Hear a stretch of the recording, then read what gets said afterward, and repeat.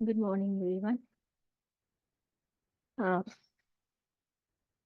This is the continuation of the same chapter of the previous month's monthly talk on Gospel of Sri Ramakrishna.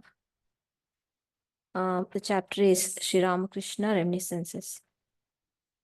The devotees have gathered in Balram's house. Among them were Mahendra, Trailokya, Paltu, and others.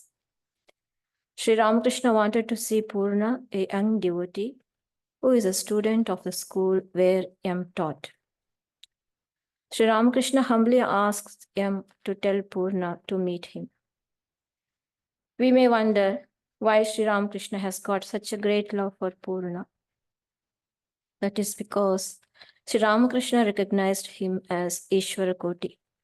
Sri Ramakrishna mentioned 6 of his young disciples as Ishvara Kotis.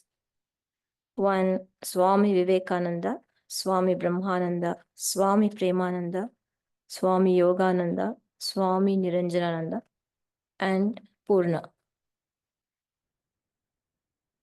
Ishvara Koti is a great soul, is eternally free from the bonds of karma, and who take birth of his own will to do good to mankind.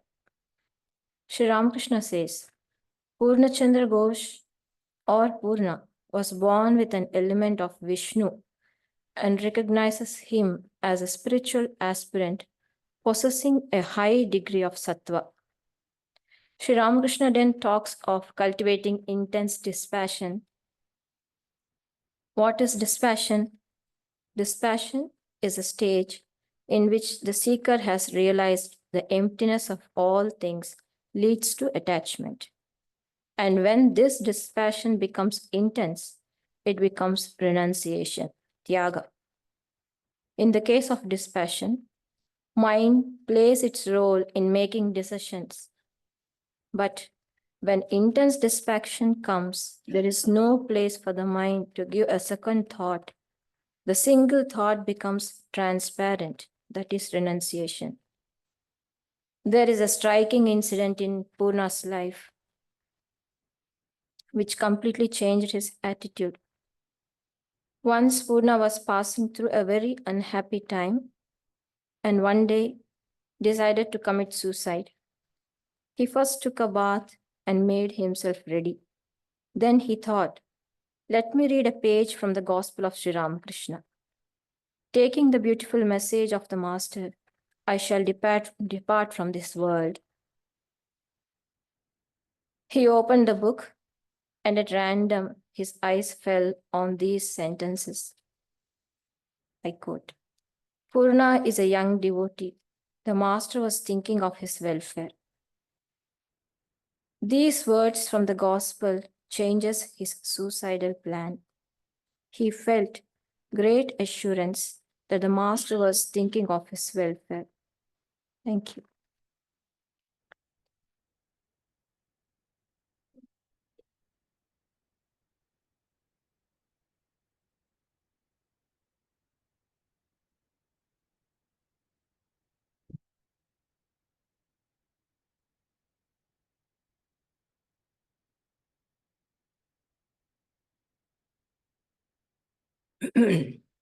ॐ तव कथामृतं तप्तजीवनं कविभिरीडितं कल्मषापहं श्रवणमङ्गलं श्रीमदाततं भुवि गृह्णन्ति ये भूरिदा जनाः. O Lord, your nectar-like words relieve the burning miseries of afflicted souls. Your words, which poets have sung in verses, destroy the sins of worldly people forever. Blessed are they who hear your vast glory. Blessed indeed are those who speak of you. How unparalleled is their bounty.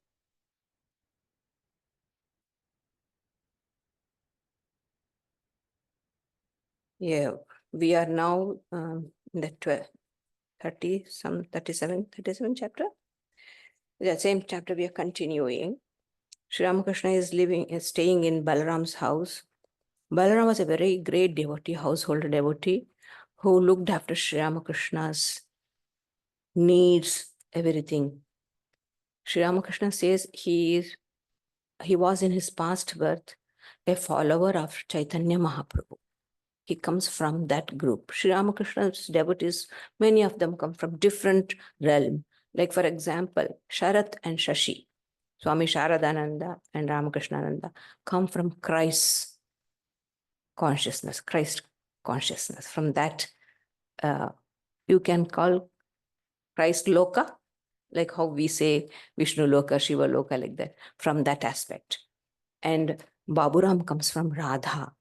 Niranjan comes from Sri Rama. And Yogananda comes from Arjuna. Swamiji, of course, from the transcendental realm, a place where no individual identity can be held.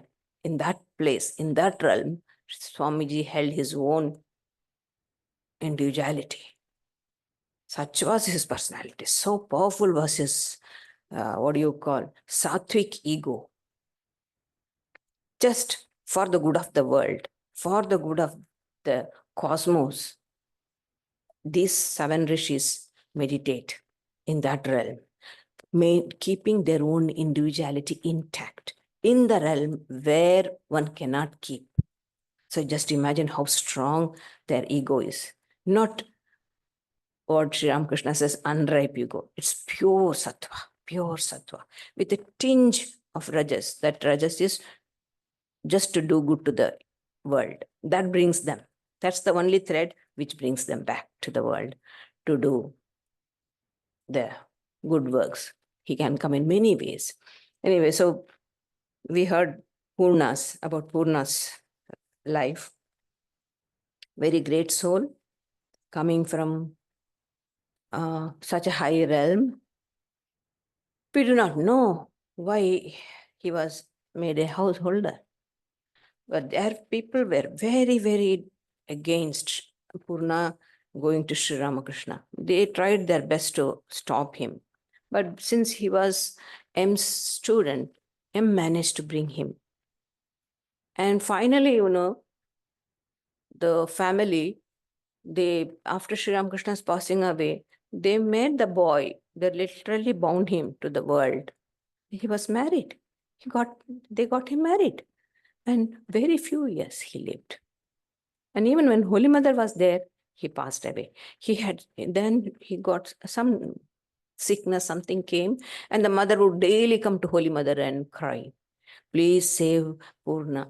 Holy Mother said, now you are coming. When the boy was good, you could have given him to God. He would have been there. Your son would have been there with you. You could have seen your son living. No, you wanted to possess him. And now what can I do? I can't help. Such sattvic body cannot indulge in the worldly pleasures. So immediately the body gets sick and they get out of that. So that was the case with Purna. So anyway, here little Purna has come to Sri Ramakrishna. Somehow M has managed to bring.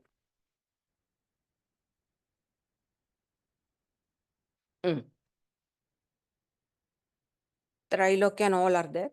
Purna, another young devotee, also arrived. It was with great difficulty that Sri Ramakrishna had managed to have him come.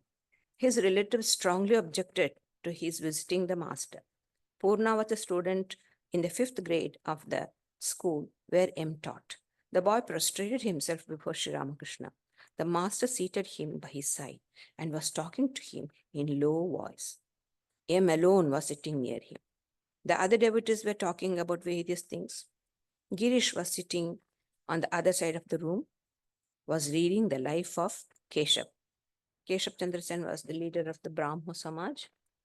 New dispensation, he had opened his own organization. He had started his own organization because the old Brahmo Samaj leaders had some sort of clash, ideological clashes. So he started his own organization by name New Dispensation, because the old Brahmo Samaj, they were very, very rigid. They never believed in the, what's the famous word, God with form. Those days, some globetrotter, some Englishman told God is formless. these people here, these are heathens, having all different type of gods and goddesses and all that. So the whole young Bengal, the learned, the newly so-called learned Bengal, young Bengal started taking those ideas. Yes, God is, their great-grandfathers had taught them that God is with and without. Upanishadic God is formless and the Pauranic God is form. As long as my body and mind is real, how can I deny the name and form of God? As far as God is concerned, there should be no name and form. God should be formless. And I can think of myself as a human being having this psychophysical organism. What sort of Advaita is that? If I have my conception of God, very much depends upon my conception of my own self. If I am conscious of my body and mind and the world, naturally there should be a creator. And he will be having, he can have a name and form. If I can have name and form, why not he? So such vague ideas. So when Keshav came in contact with Sri Ramakrishna, slowly there was a change in his ideas, which the Brahmos did not like. So they had a clash of ideas with him. So he had to get away from that. Afterwards, he was fortunate. There was quite a bit of very fine transformation was going on in him. Finally, he was blessed to have taken the best of Sri Ramakrishna, and he passed away. So after that, his disciples had written a life. So later on, we'll be coming to that, all the comments. Anyway, so Girish was very particular. Sri Ramakrishna used to say, Girish has very good intelligence, very sharp intelligence. So he was very particular what they have written about Keshav, and he was sitting and quietly reading. So here Purna has come, and Sri Ramakrishna is talking to him. And then Girish is reading there, Master to Purna, come nearer, because he can't talk loudly, people will know. But come nearer. Girish to Yam, who is this boy? Yam was afraid that the others might notice the boy. This would make trouble for him at home. And Yam too. He would be responsible for it. Yam sharply, don't you see? He's a boy. Girish smiling. I need no ghost to tell me that. Because he was afraid. M was afraid that he should not draw the attention of people. See, they all come almost from the same area, location. So they all know each other, not like today. Nobody knows the next person in our flat. But it was not like that. The whole village knew everybody, whole community knew everyone. So like that. So if they see Purna here, then they might say, I saw your son there with Ramakrishna, they will tell. And then his parents will start scolding him. And they will scold him also for misguiding the boy. So that is why he was very particular. And who is his boy? He's asking. So he was very angry. I mean, he was very afraid. M. Anyway, the master and the boy were talking in low tones. Master, do you practice what I have asked you to do? Purna, yes, sir. Master, do you dream? Do you dream of a flame, a lighted torch, a cremation ground? It is good to dream of these things, which enables you to have a dispassion. Purna, I dream of you. You were seated and were telling me something. Small boy, 13, 14 years old. Master, what? Some instructions? Tell me some of it. Purna, I don't remember now. Master, never mind, but it is very good. You will make progress. You feel attracted to me, don't you? A few minutes later, Sri Ramakrishna said to the boy, won't you come there? I mean, him and Dakshineshwar. I can't promise, answered the boy. Master, why? Doesn't one of your relatives live there? Purna, yes, sir, but it won't be very convenient for me to go. See, they're very particular. They don't take things for granted. They will not promise. See, this boy is a small boy. He could have said, hey, I'll come. No, he knows. Speaking like that, if he can't keep up it will be falsehood, untruth. So he said, no, I don't know. I won't be able to make it. Very particular about truthfulness. Girish was reading the life of Keshav written by Trailokya of the Brahmo Samaj. In it, Trailokya said that at first, Sri Ramakrishna had been very much opposed to the world, but that after meeting Keshav, he had changed his mind and had come to believe that one could lead a spiritual life in the world as well. Several devotees had told the master about this. They wanted to discuss it with Trailokya. Those passages in the books had been read to master. Noticing the book in Girish's hand, Sri Ramakrishna said to Girish, NM, and others, those people are busy with the world. That is why they set such high value on worldly life.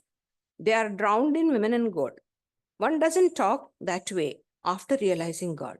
After enjoying divine bliss, one looks on the world as literally crow droppings. See how filthy it is. Nothing. Worthless. At the very outset, I utterly renounced everything. Not only did I renounce the company of the worldly people, but now and then the company of the devotees as well. I noticed that the devotees were dropping dead one by one, and that made my heart writhe with pain.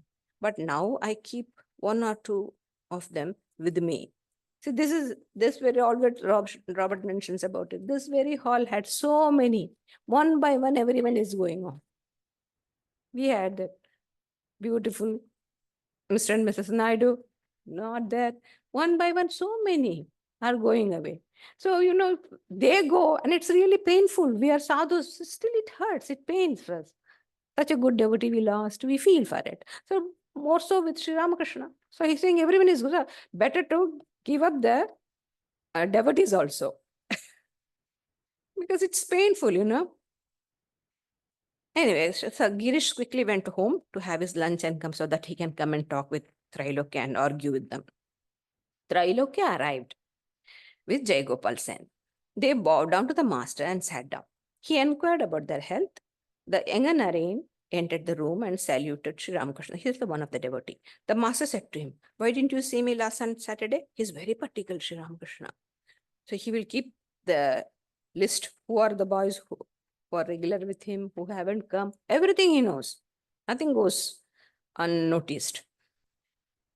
Anyway, and then Trailokya was ready to sing. The master, you sang that day about the blissful mother. How sweetly you sang. Other songs were insipid to me. That day, I didn't even enjoy Narendra singing. Can you imagine? Why don't you sing those same songs again? Anyway, there's a lot of songs are going on. I'm not going to go into detail of that.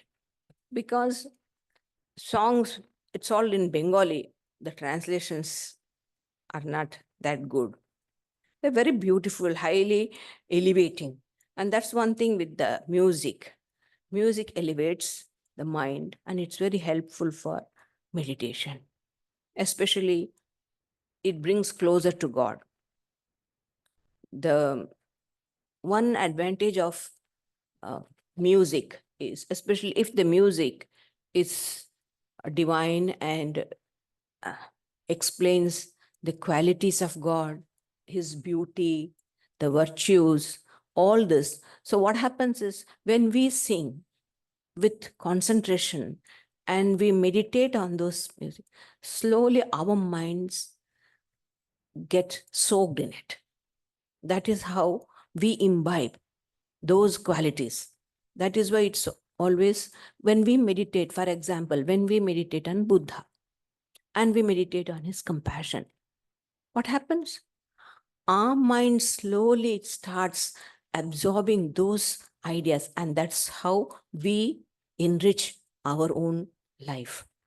So our minds become purified by that way. So that is why music, especially bhajan kirtan, is always recommended in the bhakti path, because that purifies the mind, elevates the mind, and brings the the devotee closer to the divine. And here Sri Ramakrishna is a very jolly person. He knows how the things are. The music was over. It was dusk and Sri Ramakrishna was surrounded by the devotees, the master to Ram. There were no instruments to accompany the songs. The singing creates an atmosphere when there is a proper accompaniment. Similarly, smilingly, he said, "Do you know how Balaram manages a festival? He is like a miserly Brahmin raising a cow." Look at the comparison. A miserly Brahmin raising a cow. The cow must eat very little, but give milk in torrents. Everybody laugh. Sing your own songs, beat your own drums. That's Balram's idea. He couldn't provide, he couldn't bring a musician to sing, or he could not arrange for the instruments and all that. You sing and you clap your hands and do you enjoy yourself. Don't worry. Don't bother me about all that. I can't manage all those things. That's his idea. He was a very, very great devotee. As evening came, the lamps were lighted in the drawing room and on the veranda. Sri Ramakrishna bowed down to the mother and began to chant the name of God. The devotees sat around and listened to this sweet chanting. They wanted to discuss with Trilokya the remarks about Master's change of opinion on worldly life. Girish started the discussion. Girish to Trilokya. You have written that after coming in contact with Keshav, Sri Ramakrishna changed his views about worldly life. But it isn't true. Master to Trilokya and others. If a man enjoys the bliss of God, he doesn't enjoy the world. Having tasted the divine bliss, he finds the world insipid. If a man gets a shawl, he doesn't care for the broad cloth. You don't have somehow you wrap yourself with a cloth. But if there is a shawl, nice wrapper, then you just ignore. So we go for cheaper bliss. But if we can get superior bliss, then why do? We don't care. The master, Trilokya. I refer to those who wanted to lead a worldly life. I didn't mean renouncers. Master, what are you talking about? People talk about leading a religious life in the world, but if once they taste the bliss of God, they will not enjoy anything else. Their attachment to the worldly duties decline. As the spiritual joys becomes deeper, they simply cannot perform their worldly duties. More and more, they seek that joy. Can worldly pleasures and sex pleasures be compared to the bliss of God? If a man once tastes that bliss, he runs after it afterwards. It matters very little of him then whether the world remains or disappears. Though the chataka bird, it's a type of bird, is about to die of a parched throat, and around it there are 7 oceans, rivers, and lakes overflowing with water, still it will not touch that water. Its throat is cracking. Its throat is cracking with thirst, and still it will not drink that water. It looks up, mouth agape, for the rain to fall when the star Swati is in ascent. To the Chataka bird, all waters are mere dryness besides Swati water. Swati is a star, I believe. We do not know. I haven't heard, nowadays, I don't know, I haven't even seen a proper Chataka bird. So it always drinks the rainwater, especially when that star is in ascent. People say they will hold to both God and the world. After drinking an ounce of wine, a man may be pleasantly intoxicated and also conscious of the world. But can he be both when he has drunk a great deal more? After the bliss of God, nothing else tastes good. Then talking about women and gold stabs the heart as it were. I cannot enjoy the talk of the worldly people. When a man becomes mad for God, he doesn't enjoy money or such things.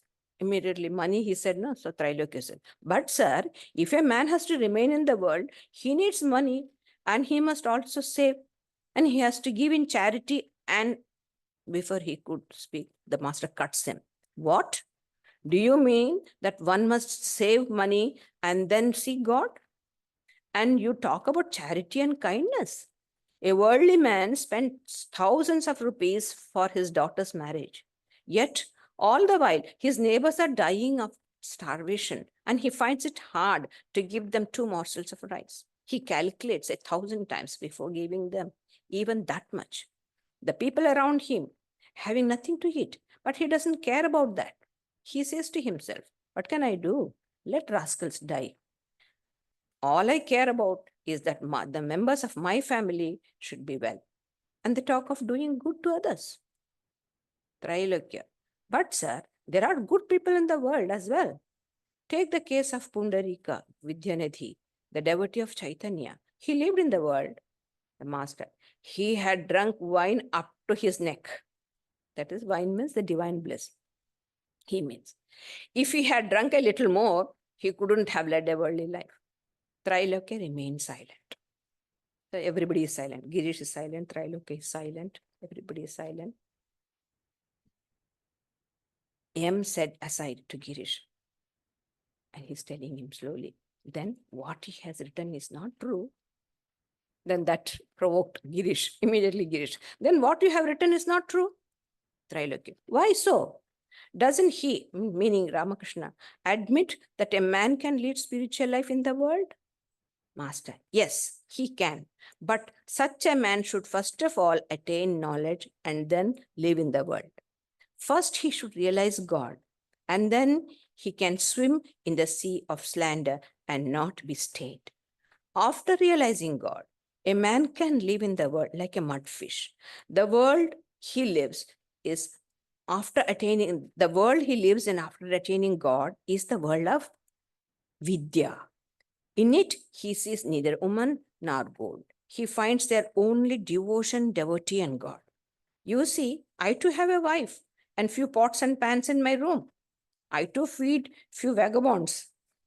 Like, what is his name? The one who used to always trouble. What was this? Ramakrishna's one who used to stay with him? Hajra. People like that. So he had to manage, he can't just drive them away. A few vagabonds. I too worry about the devotees. Habi's mother, for instance. When they all come, Habi's mother is M's wife. So when they all come, the Sri Ramakrishna, because she was going through a very bad time. She had lost her son and all that. So Sri Ramakrishna used to care for it. See that, so always, weeping, the brain gets heated up, worrying. So Sri Ramakrishna would ask her to come and tell Holy Mother to care of her, to give her cool things to eat so that she will, the pain, the sorrow will go. Sri Ramakrishna used to say, when it is very, when we are suffering pain, we don't bother to eat. The empty stomach will all the more aggravate the sorrows, he says. So when the stomach is filled, the sorrow also comparatively reduces. All the bodily pain and mental pain becomes too much. So at least you cannot immediately reduce the mental suffering, but at least physical things you can do. Cajole the person, make the person understand, make the person to eat a bit. Then, when you show affection naturally, the pain reduces. So Sri Ramakrishna used to always, so he used to care for all that. That means thinking about God, that doesn't mean to say you have to ignore the world. That's what Sri Ramakrishna means. A devotee to Trailokya. I have read in your book that you do not believe in the incarnation of God. You said so in the connection with Chaitanya. Trailokya. Why? Chaitanya himself protested against the idea of divine incarnation. Once in Puri, Advaita and other devotees sang a song to the effect that Chaitanya was God. At this, Chaitanya shut the door of his room. Infinite are the glories of God. As he, that is Sri Ramakrishna, says, and the devotee is a parlor of God, his heart. Okay. Suppose a parlor is well furnished. Does that mean that the master of the house has exhausted all his power and splendor in that one parlor? Girish.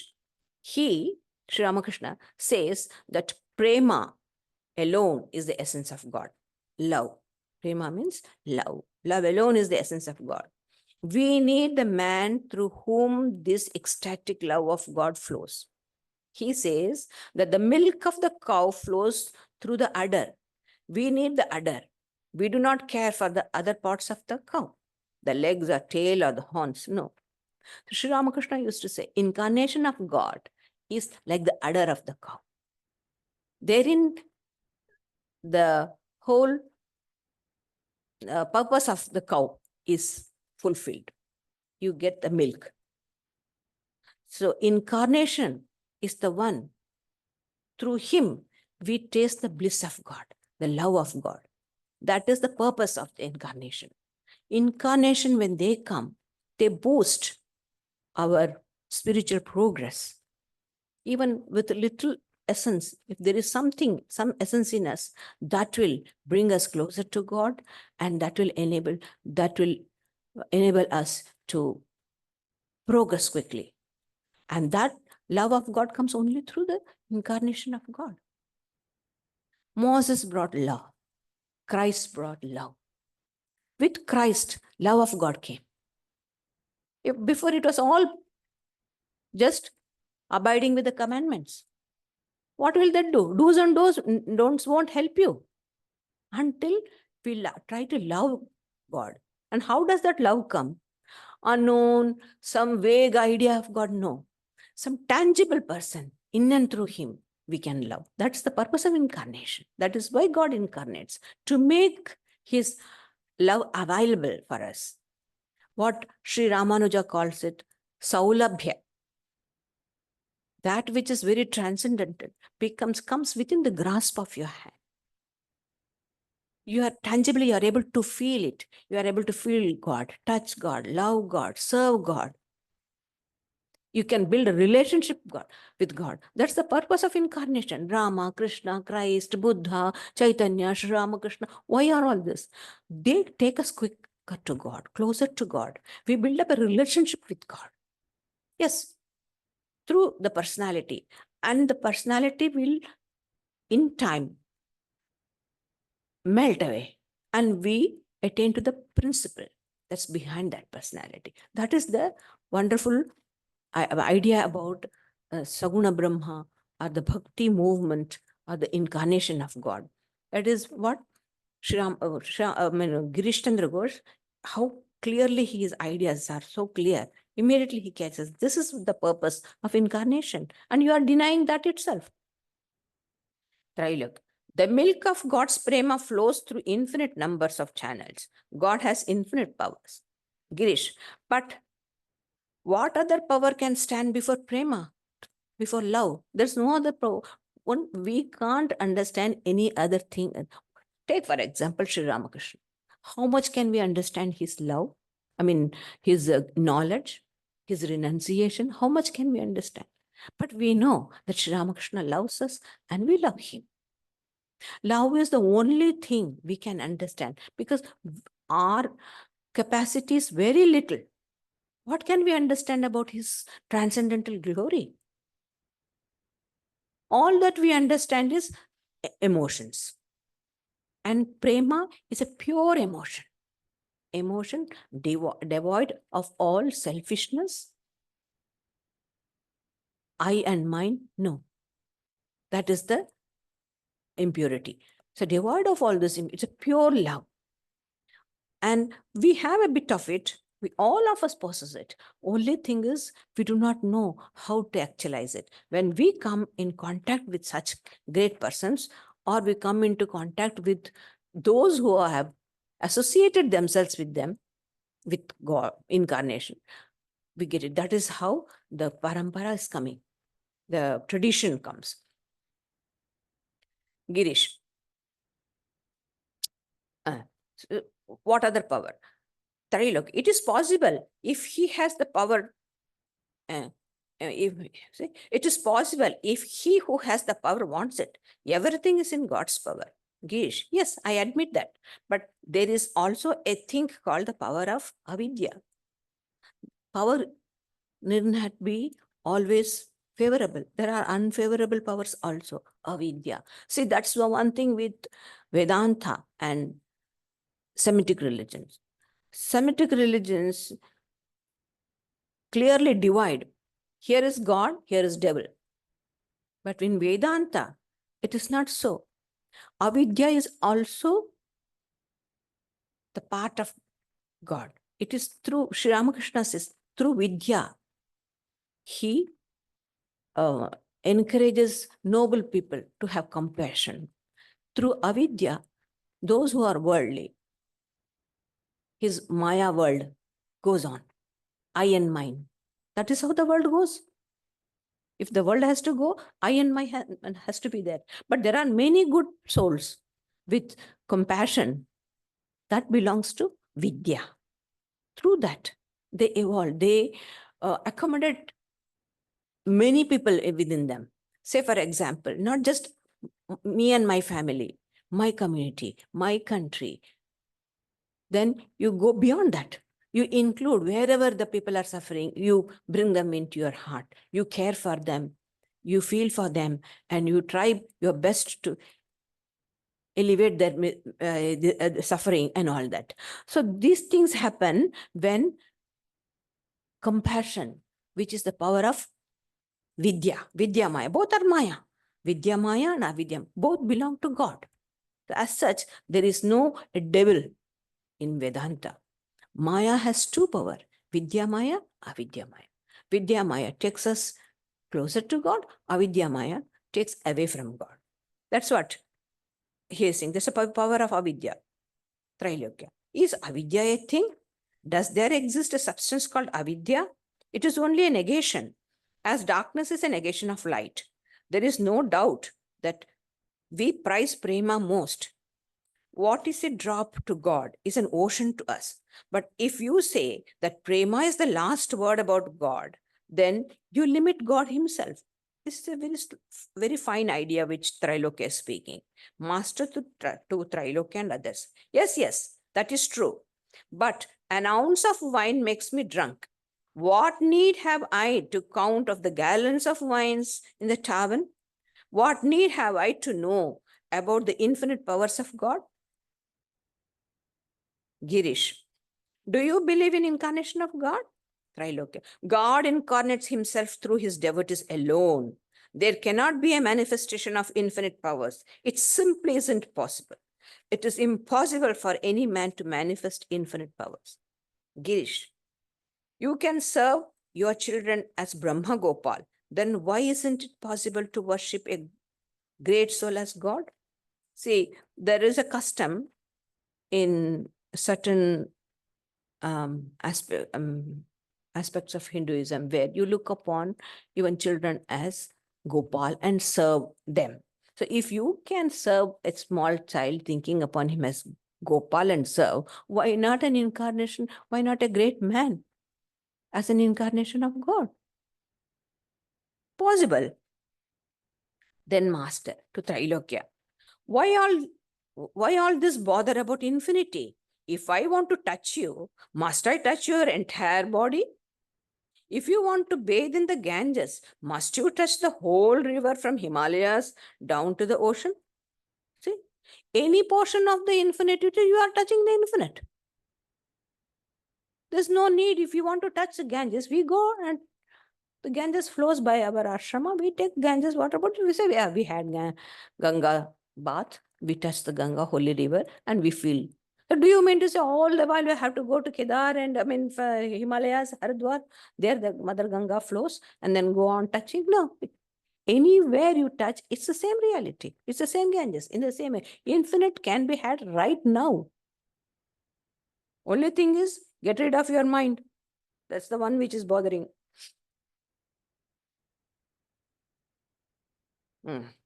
All troubles come to an end when the ego dies. As long as the trace of I consciousness remains, one is conscious of difference. Nobody knows what remains after the I disappears. Nobody can express it in words. That which is remains. After the I disappears, one cannot say that a part manifests through this man and the rest through another. Satchidananda is the ocean. The pot of I is immersed in it. As long as the pot exists, the water seems to be divided into two parts. One part inside the pot and the other part outside it. But when the pot is broken, there is only one stretch of water. One cannot even say that. Who would say that? Because the one who says all is gone. The pot is broken. And you cannot. So the thing is, all these discussions are from one side of the, how to put it? See, the truth is transcendental. And all the explanation we are giving is within space, time, and causation. So whatever you speak about it, it cannot be the experience. Experience and explanation are two different things. Thousands of examples we may give, whatever you give, but they all are from the relative. So a transcendental experience cannot be explained.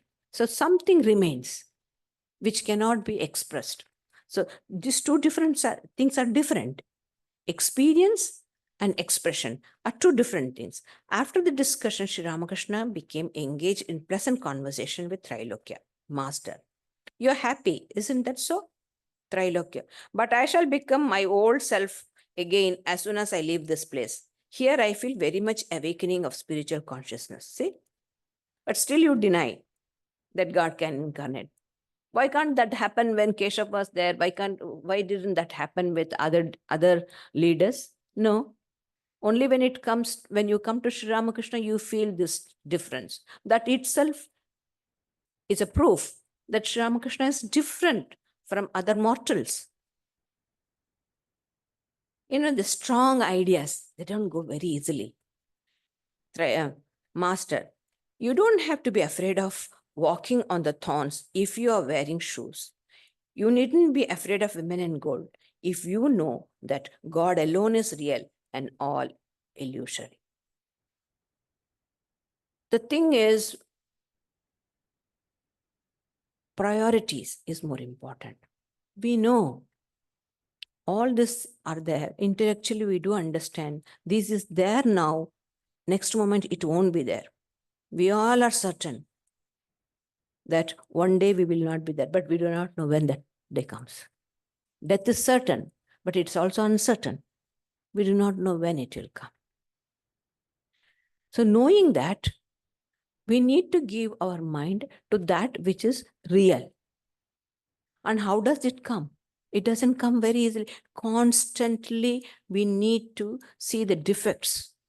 That is why in the 13th chapter, Sri Krishna delineates some 20 virtues. Among that, this is one. Understand the immersed of the world, then the attachment gets reduced. Not that it will one overnight you will become a saint and renounce everything. No, but slowly the idea will sink in and the other experience will not be so hard. It becomes easy. In Shardamat, just a bit of digression because the subject is too dry and very deep. In Shardamat, I used to do decorations and things for Swamiji's birthday. One of our sister told me, you get some few benches or stool from the stock room. So I went and I found nice new small stools made, benches, small one.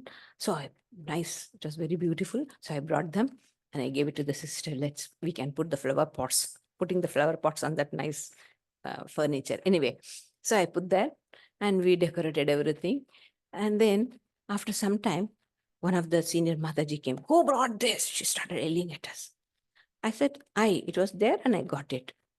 Who asked you to take this? How dare you take without asking me? And she started scolding me.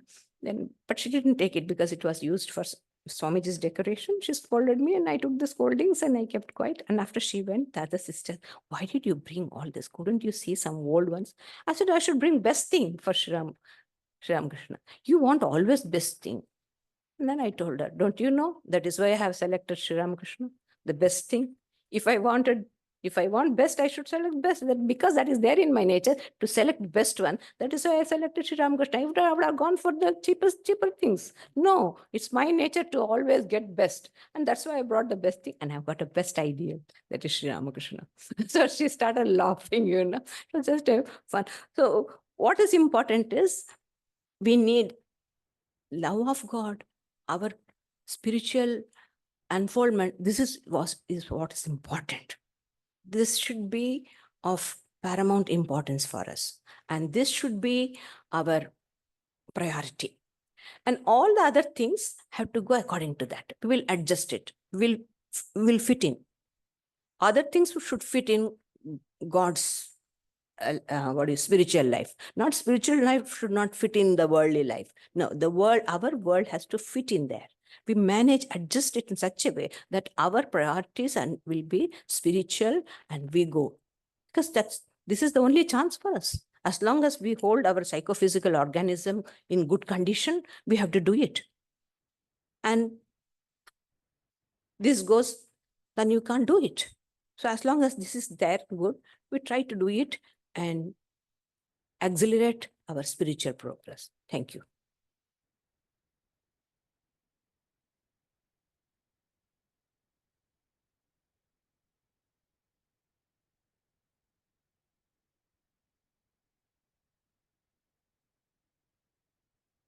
So a reminder with the school holidays starting, we don't have yoga classes for the next 2 Thursdays. Next weekend is Easter. We don't have any discussion on Good Friday, and there won't be a talk next Sunday. There is a retreat at Dharma, which is pretty well filling up, I hear, from Saturday 19th to Monday the 21st. And the following Sunday, we'll have the monthly Vedanta Book Club. That's on the 27th of April. Hope you can join us for that. And these Friday night discussions will also recommence on the 25th of April. And now we'll conclude with a guided meditation, which I'll be conducting, and give me a couple of minutes to set up for that.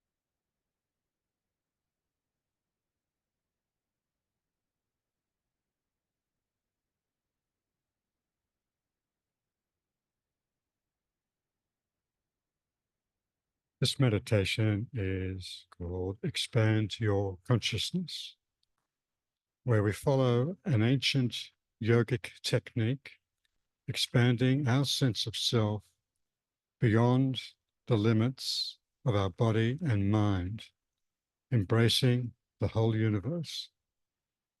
It also aims to develop a sense of spaciousness, peace, and of unity with all things. So sit comfortably in your chair, allow your back to be straight but not stiff. Close your eyes, roll your shoulders gently back, releasing any tension. Take long, slow, deep breaths, breathing in fully through your nose and exhaling slowly through your nose or mouth. Imagine you are breathing in purity and peace, and imagine you're breathing out any tension or worries. Breathe in purity and peace. Breathe out tension and worries. Long, slow, deep breaths.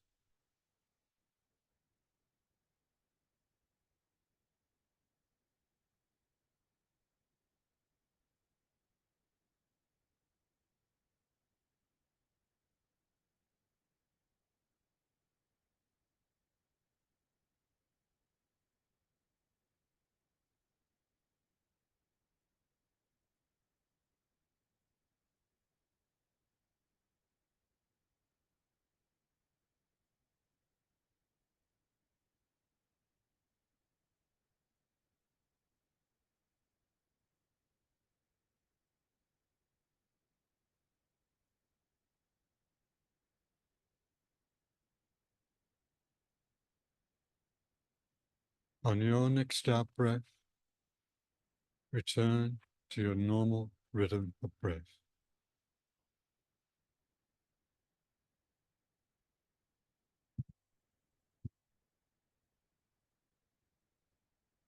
I invite you now to bring your awareness to your whole body. In your mind's eye, see your body from the outside. See your body from the front.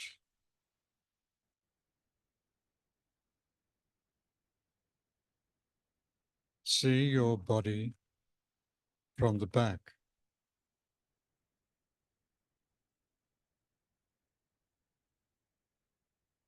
See your body from the left.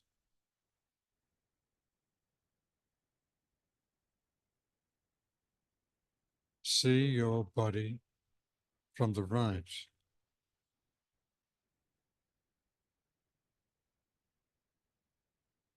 See your body from above.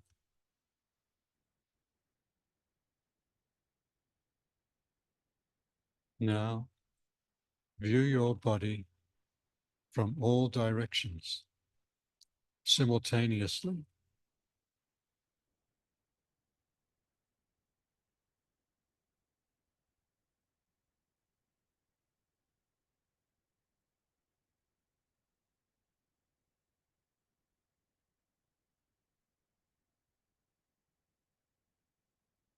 Now, expand your awareness of the room we're in. Feel that is your new self. Imagine your consciousness fills the room. Expand your awareness to the whole room.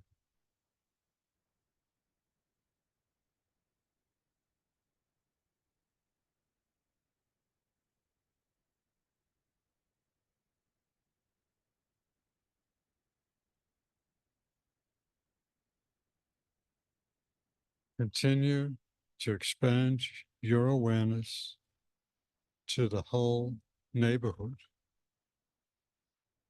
Every building, all the trees and gardens, all the roads, the shops, all are inside you now. The whole neighborhood.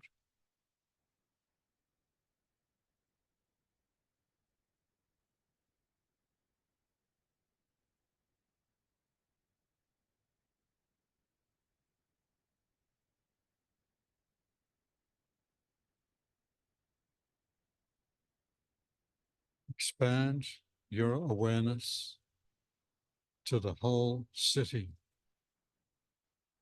the harbor, the suburbs, the hills, all are within you,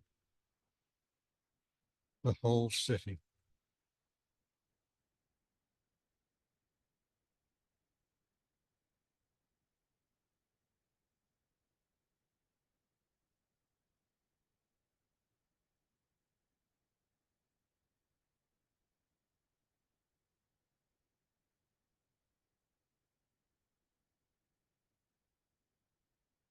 Now, expand your awareness to the whole country,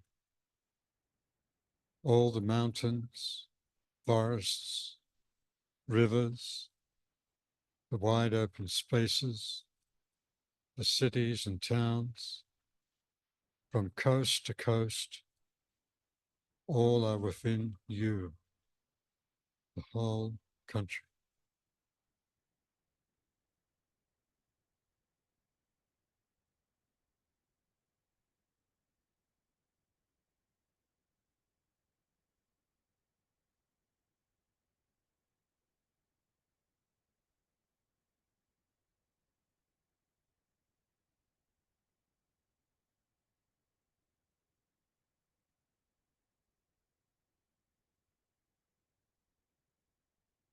Now expand your awareness to the whole planet, Picture the earth hanging in space and poised as it slowly revolves and sits within you.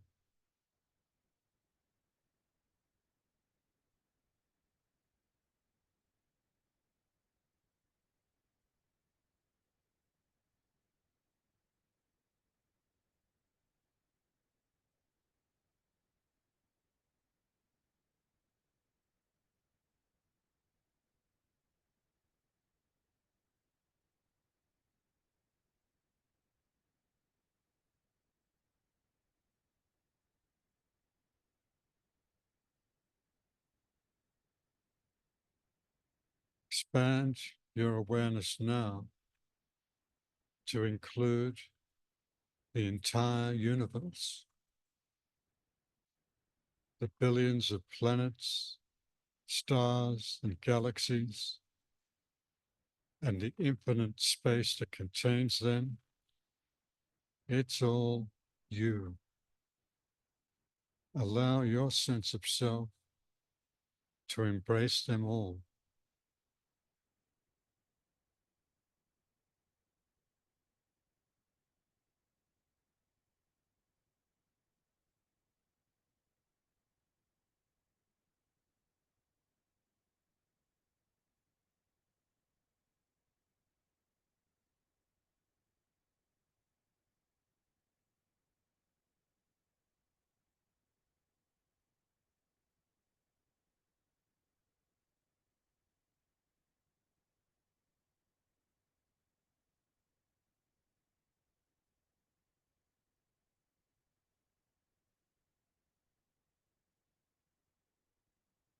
You are infinite.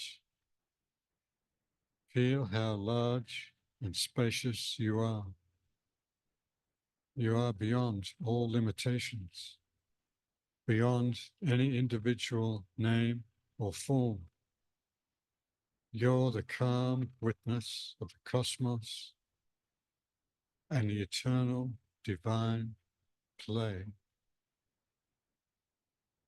Stay in that peaceful, expansive place for some time.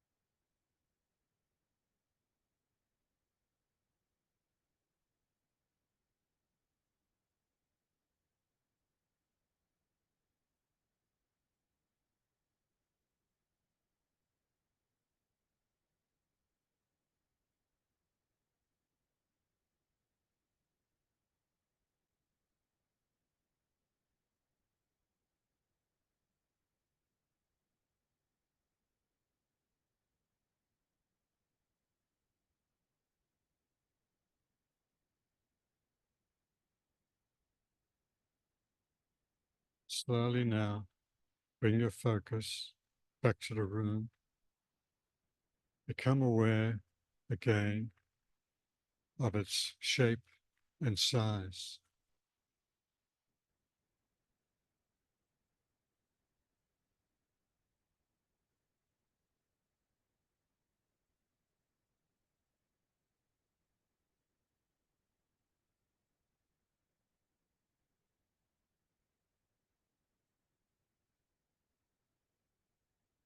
Slowly become aware of your body. Move your fingers. Take a deep breath and exhale slowly.